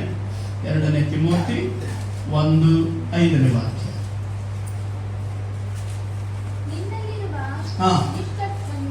ನಿಷ್ಕಪಟವಾದ ನಂಬಿಕೆಯು ನನ್ನ ನೆನಪಿಗೆ ಆ ನಂಬಿಕೆಯು ನಿನ್ನ ಅಜ್ಜಿಯಾದ ಲೋಬಿಯಲ್ಲಿಯೂ ನಿನ್ನ ತಾಯಿಯಾದ ಯುನಿಸ್ಕಿನಲ್ಲಿಯೂ ವಾಸವಾಗಿತ್ತು, ಹಾಗೆಯೇ ನಿನ್ನಲ್ಲಿಯೂ ವಾಸವಾಗಿದೆ ಎಂದು ದೃಢವಾಗಿ ನಂಬಿದ್ದೇನೆ. ಹಲ್ಲೆಲೂಯ. ಇಲ್ಲಿ ಪೌಲನು ತಿಮೋಥೆಯನ ಬಗ್ಗೆ ಒಂದು ಸಾಕ್ಷಿ ಹೇಳ್ತಾ ಇದ್ದಾನೆ. ಏನ ಸಾಕ್ಷಿ ಗೊತ್ತರ? ವಾಕ್ಯ ಹೇಳ್ತದೆ, ನಿನ್ನಲ್ಲಿರುವ ನಿಷ್ಕಪಟವಾದ ನಂಬಿಕೆ ನನ್ನ ನೆನಪಿಗೆ ಬಂತು. ಆ ನಂಬಿಕೆಯು ನಿನ್ನ ಅಜ್ಜಿಯಾದ ಲೋವಿಯಲ್ಲಿಯೂ ನಿನ್ನ ತಾಯಿಯಾದ ಯುನೀಕೆಯಲ್ಲಿಯೂ ವಾಸವಾಗಿತ್ತು, ಹಾಗೆಯೇ ನಿನ್ನಲ್ಲಿಯೂ ವಾಸವಾಗಿದೆ ಎಂದು ದೃಢವಾಗಿ ನಂಬಿದ್ದೇನೆ. ಹಲ್ಲೆಲೂಯ. ಹಾಗಾದ್ರೆ ಮನೆಯಲ್ಲಿ ಇರುವಂತವರಲ್ಲಿ ಕೂಡ ಏನಿರ್ಬೇಕು? ನಾವೇ ಒಂದು ಮಾದರಿಯಾಗಿರ್ಬೇಕು. ವಯಸ್ಸಾದ ಅಜ್ಜಿಯರು ಹೆಂಗಿರ್ಬೇಕು? ಅವರು ನಂಬಿಕೆಯಲ್ಲಿ, ಪ್ರಾರ್ಥನೆಯಲ್ಲಿ, ಪರಿಶುದ್ಧತೆಯಲ್ಲಿ ದೇವರ ದೃಷ್ಟಿಗೆ ಯೋಗ್ಯರಾಗಿ ಕಾಣಿಸಿಕೊಳ್ಳುವ ಹಾಗೆ ನಿನ್ನ ಮಕ್ಕಳಿಗೂ ಮೊಮ್ಮಕ್ಕಳಿಗೂ ನೀನೇನಾಗಿರ್ಬೇಕು? ಸಾಕ್ಷಿಯಾಗಿ ಕಾಣಿಸಿಕೊಳ್ಬೇಕು. ಇಲ್ಲಿ ಪೌಲನು ತಿಮೋಥೆಯ ಅಜ್ಜಿ ಬಗ್ಗೆ ಹೇಳ್ತಾನೆ. ನಿನ್ನ ಅಜ್ಜಿಯಲ್ಲಿ ಏನಿತ್ತು? ಒಳ್ಳೆ ನಂಬಿಕೆ ಇತ್ತು. ಆ ನಂಬಿಕೆ ಯಾರಲ್ಲಿದೆ? ನಿನ್ನಲ್ಲಿ ಇದೆ. ನಿನ್ನ ತಾಯಿಯಲ್ಲಿ ಕೂಡ ಏನಿತ್ತು? ಒಳ್ಳೆ ನಿಷ್ಕಪಟವಾದ ನಂಬಿಕೆ ಇತ್ತು. ಆ ನಂಬಿಕೆ ಯಾರಲ್ಲಿದೆ? ನಿನ್ನಲ್ಲಿಯೂ ಅದನ್ನ ನಾನು ನೋಡ್ತಾ ಇದ್ದೇನೆ, ಅದು ಇದೆ ಅಂತ ನಾನು ನಂಬ್ತೇನೆ ಎಂಬುದಾಗಿ ಹೇಳ್ತಾ ಇದ್ದಾನೆ. ಹಲ್ಲೆಲೂಯ. ಪ್ರಿಯ ದೇವರ ಮಕ್ಕಳೇ, ಅನ್ಯರ ಹಾಗೆ ನಾವು ಗುಣಗುಟ್ಟುವವರಾಗಿ, ಅನ್ಯರ ಹಾಗೆ ಪ್ರಾರ್ಥನೆ ಇಲ್ಲದ, ಅದಕ್ಕೆ ಸಂಬಂಧವಿಲ್ಲದ ವಿಷಯಗಳನ್ನ ಮಾತಾಡ್ತಾ ನಾವು ಸಮಯವನ್ನ ಕಳೀಬಾರ್ದು. ಲೋಕದಲ್ಲಿರುವಂತಹ ಸಂಗತಿಗಳು ನಮ್ಮನ್ನ ದೇವರಿಂದ ಖಂಡಿತ ದೂರ ತೆಗೆದುಕೊಂಡು ಹೋಗುತ್ತೆ. ಹಲ್ಲೆಲೂಯಾ. ನಾವು ದೇವರ ವಿಷಯಗಳನ್ನ ಮಾತನಾಡುತ್ತಾ, ಸಾಕ್ಷಿಗಳನ್ನ ಮಾತನಾಡುತ್ತಾ, ಪ್ರೀತಿಯಿಂದ ನಮ್ಮ ನಡವಳಿಕೆಗಳು ಇರೋದಾದ್ರೆ ಖಂಡಿತ ಅದು ಆಶೀರ್ವಾದವಾಗಿರ್ತದೆ. ಹಲ್ಲೆಲೂಯಾ. ಇಲ್ಲಿ ಅಜ್ಜಿಯಾದ ಲೋವಿ, ಅವರ ಹೆಸರು ಕೂಡ ಬರೆಯಲ್ಪಟ್ಟಿದೆ. ಅವರ ತಾಯಿ ಹೆಸರು ಯುನೀಕೆ ಅಂತ. ಯಾರ್ದು? ತಿಮೋಥೆಯ ತಾಯಿ. ಅವರು ಏನಾಗಿದ್ರಂತೆ? ನಿಷ್ಕಪಟವಾದ ನಂಬಿಕೆ ಅವರೊಳಗಡೆ ಇದ್ದು, ಆ ನಂಬಿಕೆ ತಿಮೋಥೆ ನಿನ್ನಲ್ಲಿ ಕೂಡ ಅದೇ ಇದೆ ಅಂತ ನಾನು ನಂಬ್ತೇನೆ ಅಂತ ಹೇಳ್ತಾ ಇದ್ದ. ಹಲ್ಲೆಲೂಯಾ. ಹಾಗಾದ್ರೆ ಇವತ್ತು ನಮ್ಮ ಮಕ್ಕಳ ವಿಷಯದಲ್ಲಿ, ನಮ್ಮ ಮನೆಯಲ್ಲಿರುವಂತ ಅಜ್ಜಿನೋ ತಾಯಿನೋ, ಹಾಗಾದ್ರೆ ನಮ್ಮ ನಂಬಿಕೆ ಎಂತದಾಗಿದೆ? ಹಾಗಾದ್ರೆ ಆ ನಡವಳಿಕೆಗಳನ್ನ ನೋಡಿದ ನಿನ್ನ ಮಕ್ಕಳು ಮೊಮ್ಮಕ್ಕಳು ನಿನ್ನಿಂದ ಏನನ್ನು ಕಲಿತಾ ಇದ್ದಾರೆ? ನಿನ್ನಿಂದ ಹೊಲಸು ಭಾಷೆಗಳನ್ನು ಕಲಿತಾ ಇದ್ದಾರ? ಇನ್ನೊಬ್ಬರಿಗೆ ಅಲ್ಲದನ್ನು ಮಾತಾಡೋದನ್ನು ಕಲಿತಾ ಇದ್ದಾರ? ಬೇಡವಾದ ವಿಷಯಗಳಿಗೆ ತಲೆ ಹಾಕೋದನ್ನು ಕಲಿತಾ ಇದ್ದಾರ? ಅಥವಾ ಬರೀ ಲೋಕದಲ್ಲಿ ಹಣ, ಆಸ್ತಿ, ದುಡ್ಡು, ಬಂಗಾರ, ಬೆಳ್ಳಿ, ಅಥವಾ ಅವ್ರು ಹಿಂಗೆ ಇವ್ರು ಹಿಂಗೆ ಅಂತ ಚಾಡಿ ಹೇಳೋದನ್ನ ನೋಡಿ ಕಲಿತಾ ಇದ್ದಾರ? ಅಥವಾ ನೀನು ಪ್ರಾರ್ಥಿಸುವುದನ್ನ, ನಿನ್ನ ಭಕ್ತಿಯನ್ನ, ನಂಬಿಕೆಯನ್ನ ನೋಡಿ, ನೀನ್ ಮಾತಾಡುವಂತ, ನಡ್ಕೊಳ್ಳುವಂತ ರೀತಿ ನೀತಿಗಳನ್ನ ನೋಡಿ ಅವ್ರು ನಿನ್ನಿಂದ ಒಳ್ಳೆಯದನ್ನು ಕಲಿತಾ ಇದ್ದಾರೆ. ಪ್ರಿಯ ದೇವರ ಮಕ್ಕಳೇ, ನಾಳೆ ದೇವರು ಖಂಡಿತ ಲೆಕ್ಕ ಕೇಳ್ತಾರೆ. ನಿನ್ನ ಮುಂದೆ ನಿನ್ನ ಮೊಮ್ಮಕ್ಕಳಿದ್ರಲ್ಲ, ಅವ್ರ ಮುಂದೆ ನೀನ್ ಏನೇನು ಈಗ ನಡ್ಕೊಂಡೆ? ನಿನಗೆ ಮಕ್ಕಳನ್ನ ಕೊಟ್ಟಿದ್ನಲ್ಲ, ಆ ಮಕ್ಕಳನ್ನ ನೀನು ಹೇಗೆಲ್ಲ ಬೆಳೆಸಿದೆ, ಅವ್ರ ಮುಂದೆ ಹೇಗೆಲ್ಲ ನಡ್ಕೊಂಡೆ? ಬರೀ ಮಕ್ಕಳಿಗಷ್ಟೇ ದೇವರ ಪ್ರಶ್ನೆ ಕೇಳಲ್ಲ. ತಂದೆ ತಾಯಿಗಳಾದ ನನಗೂ ನಿನಗೂ ನಮ್ಮೆಲ್ಲರಿಗೂ ದೇವರು ಕೇಳ್ತಾರೆ. ಮಕ್ಕಳಾದ ನಮ್ಮೆಲ್ಲರಿಗೂ ಕೂಡ ದೇವರು ನಾಳೆ ಪ್ರಶ್ನೆ ಕೇಳ್ತಾರೆ. ನಾವು ಹೇಗೆ ಈ ಲೋಕದಲ್ಲಿ, ನಾವು ಯಾರ ಜೊತೆಯಲ್ಲಿ, ಯಾವ ವಿಷಯದಲ್ಲಿ ಹೇಗೆಲ್ಲ ನಡ್ಕೊಂಡ್ವಿ? ಹಲ್ಲೆಲೂಯಾ. ಹಲ್ಲೆಲೂಯಾ. ಹಾಗಾಗಿ ನಾವು ಎಷ್ಟು ದಿನ ಬದುಕ್ತೇವೆ ಅನ್ನೋದು ವಿಶೇಷ ಅಲ್ಲ, ನಾವು ಹೇಗೆ ಬದುಕ್ತೇವೆ ಅನ್ನೋದೇ ಬಹಳ ಪ್ರಾಮುಖ್ಯ. ಹಲ್ಲೆಲೂಯಾ. ಎಷ್ಟು ವರ್ಷ ಬದುಕಿದ್ರು ಅನ್ನೋದಲ್ಲ, ಅವರು ಹೇಗೆ ಬದುಕಿದ್ರು ಅನ್ನೋದೇ ಬಹಳ ಪ್ರಾಮುಖ್ಯ. ಹಲ್ಲೆಲೂಯಾ. ಆದ್ರಿಂದ ನಮ್ಮ ಜೀವಿತಗಳನ್ನ ನಾವು ಬಹಳ ಜಾಗ್ರತೆಯನ್ನು ಕಾಪಾಡಿಕೊಳ್ಳೋಣ. ಇವತ್ತು ನಾವು ಕಲಿತಾ ಇರುವಂತ ಈ ವಾಕ್ಯ ಸಂಗತಿ ಏನಂದ್ರೆ, ಇವತ್ತು ಅನ್ನೋ ಕಾಲ ಇರುವುದರೊಳಗಡೆ ಒಬ್ಬರನ್ನೊಬ್ಬರು ನಾವು ಎಚ್ಚರಿಸಬೇಕು. ಯಾಕೆ? ಕರ್ತನ ಬರೋಣ ಅದು ಸಮೀಪವಾಗಿದೆ. ಹಲ್ಲೆಲೂಯಾ. ಯೇಸು ಸ್ವಾಮಿ ಲೋಕಕ್ಕೆ ಯಾವಾಗ ಬರ್ತಾರೋ ಗೊತ್ತಿಲ್ಲ. ಅದಕ್ಕೆ ನಮಗಿರುವುದನ್ನ ಅದು ನಮ್ಮದಲ್ಲ ಎಂಬುದಾಗಿ ಅದನ್ನ ನಿಸ್ವಾರ್ಥದಿಂದ ಕರ್ತನಿಗಾಗಿ ನಾವು ಬಳಸೋದಾದ್ರೆ ಖಂಡಿತ ದೇವರು ಆಶೀರ್ವದಿಸ್ತಾರೆ. ಹಲ್ಲೆಲೂಯಾ. ಅದಕ್ಕೆ ಅನೇಕ ದೇವರ ಮಕ್ಕಳು ಇವತ್ತೇನ್ ಮಾಡ್ತಾರೆ? ತಮ್ಮ ಇಡೀ ಆಸ್ತಿಯನ್ನೆಲ್ಲ ಸಭೆ ಕಟ್ಟುವುದಕ್ಕೆ ಕೊಡ್ತಾರೆ. ತಮ್ಮ ದುಡಿಮೆಗಳನ್ನೆಲ್ಲ ತಗೊಂಡು ಸೇವಕರುಗಳಿಗೆ ಸೇವೆ ಮಾಡುವುದಕ್ಕೆ ಕೊಟ್ಟು, ಅವರನ್ನ ಸೇವೆಗೆ, ಅವರ ಅವಶ್ಯಕತೆಗಳನ್ನ ಒದಗಿಸಿ, ಅವರು ಧೈರ್ಯದಿಂದ, ಸಮಾಧಾನದಿಂದ ಸೇವೆ ಮಾಡುವಂತೆ ಅವರು ಬೇಕಾದ್ದನ್ನು ಒದಗಿಸಿ ನಡೆಸ್ತಾರೆ. ಹಲ್ಲೆಲೂಯಾ. ಹಾಗಾದ್ರೆ ಅದು ಎಲ್ಲಿ ಸೇರಿಸಲ್ಪಡ್ತದೆ ಗೊತ್ತಾ? ಇಲ್ಲಿ ಅವರ ಮನೆ ಬ್ಯಾಂಕ್ ಅಕೌಂಟ್ ಅಲ್ಲಿ ಅದು ಇಲ್ಲದೆ ಇರಬಹುದು, ಇಲ್ಲಿ ಅವರ ಕೈಯಲ್ಲಿ ಅದು ಇಲ್ಲದೆ ಇರಬಹುದು, ಆದ್ರೆ ದೇವರು ಅವರ ಅಕೌಂಟ್ ಅಲ್ಲಿ ಅದನ್ನು ಜಮಾ ಮಾಡ್ತಾರೆ.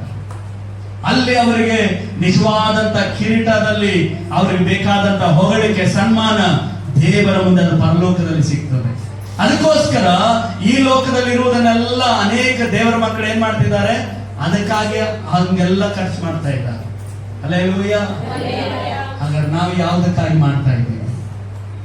ಹಲ್ಲೆಲೂಯಾ. ನಾವು ಯಾವುದಕ್ಕಾಗಿ ಮಾಡ್ತಾ ಇದ್ದೀವಿ? ನಾವು ಜಾಗ್ರತೆಯಾಗಿರ್ಬೇಕು. ಹಲ್ಲೆಲೂಯಾ.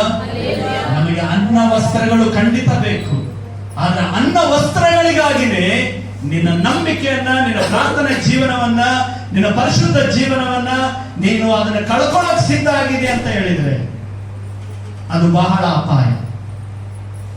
ನೀನ್ ದುಡಿಮೆಗೋಸ್ಕರ ಸಭೆಗೆ ಬರೋದನ್ನ ಬಿಟ್ರೆ, ನಿನ್ ದುಡಿಮೆಗೋಸ್ಕರ ನೀನ್ ಪ್ರಾರ್ಥನೆ ಮಾಡುವುದನ್ನ ಬಿಟ್ರೆ, ನಿನ್ನ ಜೀವನದ ಲೋಕದ ಅಗತ್ಯತೆಗಳಿಗೋಸ್ಕರ ನೀನು ದೇವರಿಂದ ದೂರ ಆಗಿ ನೀನು ಬದುಕೋದಾದ್ರೆ ನೀನು ಅಪಾಯದಲ್ಲಿದ್ದೀಯ ಅಂತಾನೆ ಅದರ ಅರ್ಥ. ದೇವರ ಮಕ್ಕಳೇ, ನಾನೀಗ ಉದ್ವೇಗದಿಂದ ಮಾತಾಡ್ತಾ ಇದ್ದೇನೆ ಅಂತ ಅನ್ಕೊಳ್ಬೇಡ್ರಿ. ನಾನು ದೇವರ ಸೇವಕನಾಗಿ ನಿಮ್ಮನ್ನ ದೇವರ ವಾಕ್ಯದಿಂದ ಎಚ್ಚರಿಸ್ತಾ ಇದ್ದೇನೆ. ನಾವು ಹಣ ಮಾಡೋದ್ರಿಂದ ಏನು ಬರಲ್ಲ. ಸತ್ತೋದವ್ರು ಯಾರು ತಗೊಂಡು ಹೋಗ್ತಾರ? ನೀನ್ ಎಷ್ಟೆಲ್ಲ ಗಳಿಸ್ಬೋದು, ದೇವರಿಗಾಗಿ ನಿನ್ನನ್ನು ನೀನು ಕಳ್ಕೊಂಡ್ರೆ ಯಾವ ಹಣನೂ ನಿನ್ನ ಪರಲೋಕಕ್ಕೆ ಸೇರಿಸಲ್ಲ. ದುಡ್ಡಿದ್ರನ್ನೇ ಜನ ಬೆಲೆ ಕೊಡ್ತಾರೆ, ಕಾರ್ ಇದ್ರನ್ನೇ ಬೆಲೆ ಕೊಡ್ತಾರೆ, ಅದು ನಿನ್ ಮೂರ್ಖತನ. ನೀ ದೇವರನ್ನು ಪ್ರಕಾಶಿಸುವವನಾಗು, ದೇವರ ಮುಂದೆ ಮೊಣಕಾಲೂರುವವನಾಗು. ಇಡೀ ಲೋಕ ನಿನ್ನನ್ನು ನೋಡುವಂತ ದೇವರು ಮಾಡ್ತಾರೆ. ದುಡ್ಡಿದ್ರನೇ ಎಲ್ಲ ಅಲ್ಲ. ಹಲ್ಲೆಲೂಯಾ. ನಾನು ಸೇವೆಗಾಗಿ ಮನೆ ಬಿಟ್ಟು ಬರುವಾಗ ನನ್ನ ಕಡೆ ಇದ್ದಿದ್ದು ಕೆಲವು ರೂಪಾಯಿ ಬಹಳನೂ ಅಲ್ಲ, ಒಂದು 30ರಿಂದ 50 ರೂಪಾಯಿ ಇರ್ಬೋದು ಅಷ್ಟೇ. ನನ್ನ ಮನೇಲಿ ನಮ್ಮ ಅಮ್ಮಗೆ ಹೇಳಿಲ್ಲ, ನಮ್ಮ ಅಣ್ಣರಿಗೂ ಹೇಳಿಲ್ಲ, ಯಾರಿಗೂ ಹೇಳಿಲ್ಲ. ನಾನು ದೇವರ ಕರೆಗಾಗಿ ಕಾಯ್ತಾ ಇದ್ದೆ, ನಾನು ಎಲ್ಲಿ ಹೋಗ್ಬೇಕಂತ ಹೇಳಿ. ಒಂದು ಫೋನ್ ಬಂತು, ನನ್ನ ಬ್ಯಾಗ್ ಪ್ಯಾಕ್ ಮಾಡ್ಕೊಂಡು ನಾನು ಹೊರಗಡೆ ಬಂದೆ ಮನೆಯಿಂದ. ನಾನು ಸೇವೆ ಬಂದು ಫೀಲ್ಡ್ ಅಲ್ಲಿ ಬಂದ ಮೇಲೆ ನನ್ನ ಮನೆಗೆ ನಾನು ವಿಷಯ ತಿಳಿಸಿದ್ದು, ನಾನು ಹಿಂಗೆ ಬಂದಿದ್ದೀನಿ, ಹಿಂಗಿದ್ದೀನಿ ಅಂತ. ಹಲ್ಲೆಲೂಯಾ. ನಾನು ಇವತ್ತಿನವರೆಗೂ ಒಂದು ದಿನ ನಾನು ಉಪವಾಸವಾಗಿ ಮಲಗಲಿಲ್ಲ. ಒಂದು ದಿನವನ್ನು ಕೂಡ ನಾನು ಬಯಸಿದ್ದು ನನಗೆ ಸಿಕ್ಕಿಲ್ಲ ಅಂತ ನಾನು ಎಂದೂ ಕೂಡ ಕಣ್ಣೀರು ಹಾಕಿಲ್ಲ. ಹಲ್ಲೆಲೂಯಾ.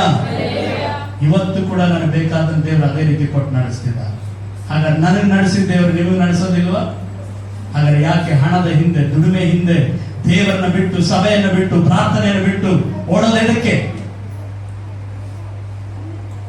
ಈ ಉಸಿರು ಯಾವಾಗ ಹೋಗ್ತದಂತ ಗೊತ್ತಿಲ್ಲ. ಹಲ್ಲೆಲೂಯಾ. ಕೆಲವರು ದಿನ ಬೆಳಕರಿದ್ರೆ ಮಾಂಸ ತಿಂದು ಕುಡಿದು ಎಕ್ಸರ್ಸೈಸ್ ಮಾಡಿ ಬರೀ ದೇಹ ಬೆಳೆಸ್ಕೊಳಕ್ಕೆಲ್ಲ ಓಡಾಡ್ತಾರೆ. ಅದೇ ದೇಹ ಬೆಳೆಸಕ್ ಹೋದವ್ರೆ ಹಾರ್ಟ್ ಅಟ್ಯಾಕ್ ಆಗಿ ಅಲ್ಲೇ ಸತ್ತು ಹೋಗ್ತಾರೆ ಅಲ್ಲ? ಹಾಗಾದ್ರೆ ಈ ದೇಹಕ್ಕೋಸ್ಕರ ನೀವು ಮಾಡುವಂತದ್ದು ವ್ಯರ್ಥ. ನಿನ್ನ ಆರೋಗ್ಯ ಕಾಪಾಡಿಕೊಳ್ಳೋದು ಒಳ್ಳೆಯದು. ಆರೋಗ್ಯ ಕಾಪಾಡಿಕೊಳ್ಳೋ ನೆಪದಲ್ಲಿ ನೀನು ದೇವರಿಂದ ದೂರ ಆದ್ರೆ ನಿನ್ನ ಆತ್ಮ ನರಕಕ್ಕೆ ಹೋಗ್ತದೆ. ನರಕದ ಬೆಂಕಿಯಲ್ಲಿ ನೀನು ಹೋಗಬಾರ್ದು ಅನ್ನೋದಾದ್ರೆ ನೀನು ನಿನ್ನ ಆತ್ಮದಲ್ಲಿಯೂ ಶರೀರದಲ್ಲಿಯೂ ದೇವರನ್ನ ಮೊಟ್ಟ ಮೊದಲನೇದಾಗಿ ಘನಪಡಿಸಬೇಕು. ನನ್ನ ಕರ್ತವ್ಯ ನಾನು ಬೋಧನೆ ಮಾಡ್ತಾ ಇದ್ದೇನೆ, ಆದ್ರೆ ಪ್ರೀತಿಯಿಂದ ನಾನು ನಿಮ್ಮನ್ನು ಪ್ರೋತ್ಸಾಹ ಮಾಡೋದು, ದೇವರ ಕರೆಯನ್ನ ಅಲಕ್ಷ್ಯ ಮಾಡಬೇಡ. ಹಲ್ಲೆಲೂಯಾ. ಆದ್ರಿಂದ ದೇವರ ಕರೆಯನ್ನ ನಾವು ಅಲಕ್ಷ್ಯ ಮಾಡಬಾರದು. ಹಲ್ಲೆಲೂಯಾ. ಆದ್ರಿಂದ ಕೊನೆಯದಾಗಿ ನಾನು ಮುಗಿಸ್ತೇನೆ. ಒಂದು ವಾಕ್ಯ ಓದಿ ನಾವು ಪ್ರಾರ್ಥನೆ ಮಾಡೋಣ. ಪ್ರಸಂಗಿ ಪುಸ್ತಕ 12:13 ವಾಕ್ಯ ಏನ್ ಹೇಳ್ತದೆ? ಕೊನೆಯದಾಗಿ 12:13 ಏನ್ ಹೇಳ್ತದೆ? ವಿಷಯವು ತೀರ್ತು. ನಾನು ಹೇಳಿದ ಪ್ರಸಂಗ ಕೂಡ ಮುಗಿಯಿತು. ಇಲ್ಲಿ ಹೇಳ್ತದೆ ಎಲ್ಲ ಕೇಳಿ ಮುಗಿಯಿತು. ಏನ್ ಮಾಡ್ಬೇಕು? ಸಭೆಗೆ ಬರೋದು ಬಿಟ್ಟು ದುಡಿಯಕ್ಕೆ ಹೋಗ್ರಿ ಅಂತ ಹೇಳುತ್ತಾ ಬೈಬಲ್? ದುಡಿಬೇಕು. ದುಡಿದೇ ಇದ್ರೆ ತಿನ್ಬೇಡ ಅಂತಾರೆ ಬೈಬಲ್ ಹೇಳೋದು. ಕೂತ್ಕೊಂಡ್ರೆ ಎಲ್ಲಿಂದ ನಿಮಗೆ ಬರೋದಿಲ್ಲ. ದುಡಿಬೇಕು, ಕಷ್ಟಪಟ್ಟು ದುಡಿದು ಸಂಪಾದಿಸಬೇಕು. ಆದ್ರೆ ದೇವರು ಹೇಳೋದು, ನನಗಾಗಿ ನೀವು ದಿನವನ್ನು ಗೊತ್ತು ಮಾಡಿ ಏನ್ ಮಾಡ್ಬೇಕು? ಸಭೆಯಾಗಿ ಕೂಡಿಕೊಂಡು ಬರಬೇಕು. ಬರೀ ಕೈಯಲ್ಲಿ ಬರಬಾರದು, ಕಾಣಿಕೆಯೊಡನೆ ಸಭೆಗೆ ಬರಬೇಕು. ನಮ್ಮ ಆಶೀರ್ವಾದ ಅದರಲ್ಲಿ ಇದೆ. ಅದಕ್ಕಾಗಿ ಹೇಳ್ತದೆ, ಇಲ್ಲಿ ವಾಕ್ಯ ಹೇಳ್ತದೆ, ವಿಷಯವು ತೀರಿತು, ಎಲ್ಲವೂ ಕೇಳಿ ಮುಗಿಯಿತು. ಏನ್ ಮಾಡ್ಬೇಕು? ದೇವರಿಗೆ ಭಯಪಟ್ಟು ಆತನ ಆಜ್ಞೆಗಳನ್ನ ಕೈಕೊಂಡು ಮನುಷ್ಯರೆಲ್ಲರ ಕರ್ತವ್ಯ ಇದೆ. ಹಲ್ಲೆಲೂಯಾ. ಹಾಗಾದ್ರೆ ಮನುಷ್ಯರಾದ ನಮ್ಮ ಕರ್ತವ್ಯ ಏನು? ನಾವು ದೇವರಿಗೆ ಭಯಪಟ್ಟು ದೇವರ ಆಜ್ಞೆಗಳನ್ನ ಏನ್ ಮಾಡ್ಬೇಕಂತ ಕೈಕೊಳ್ಬೇಕು. ಇದುವರೆಗೆ ನಾವು ಏನ್ ಬೋಧನೆ ಕೇಳಿದೆವು? ತಂದೆ ತಾಯಿಗಳು ಏನು ಯಾರನ್ನ ಎಚ್ಚರಿಸಬೇಕು, ಹೇಗೆ ನಡ್ಕೊಳ್ಬೇಕು, ಮಕ್ಕಳಾದವರು ಹೇಗೆ ನಡ್ಕೊಳ್ಬೇಕು, ಯಾವ ವಿಷಯದಲ್ಲಿ ಹೇಗಿರ್ಬೇಕು ಕೇಳಿಸ್ಕೊಂಡಿದೀವಲ್ಲ. ದುಡಿಮೆ ಮಾಡುವವರು ಹೇಗಿರ್ಬೇಕು, ನಮ್ಮ ಜೀವನ ಶರೀರ, ನಮ್ಮ ಕಾರ್ಯ ಸಂಗತಿಗಳಲ್ಲಿ ನಾವು ಯಾವುದಕ್ಕೆ ಬೆಲೆ ಕೊಡಬೇಕು ಕೇಳಿಸ್ಕೊಂಡಿದೀವಲ್ಲ. ವಾಕ್ಯ ಹೇಳ್ತದೆ, ನೀವು ದೇವರ ಆಜ್ಞೆಗಳನ್ನ ಕೈಕೊಳ್ಬೇಕು. ಕೊನೆಯದಾಗಿ, ಒಳ್ಳೆಯದಾಗಲಿ ಕೆಟ್ಟದಾಗಲಿ ಸಕಲ ರಹಸ್ಯ ಸಂಗತಿಗಳನ್ನು ವಿಮರ್ಶಿಸುವ ನ್ಯಾಯ ವಿಚಾರಣೆಗೆ ದೇವರು ಪ್ರತಿಯೊಂದು ಕಾರ್ಯವನ್ನ ಗುರಿ ಮಾಡುವ. ಹಲ್ಲೆಲೂಯಾ. ಹಲ್ಲೆಲೂಯಾ. ಅದರ ಪ್ರತಿಯೊಂದೊಂದು ಕಾರ್ಯಗಳನ್ನ ದೇವರೇನ್ ಮಾಡ್ತಾರೆ?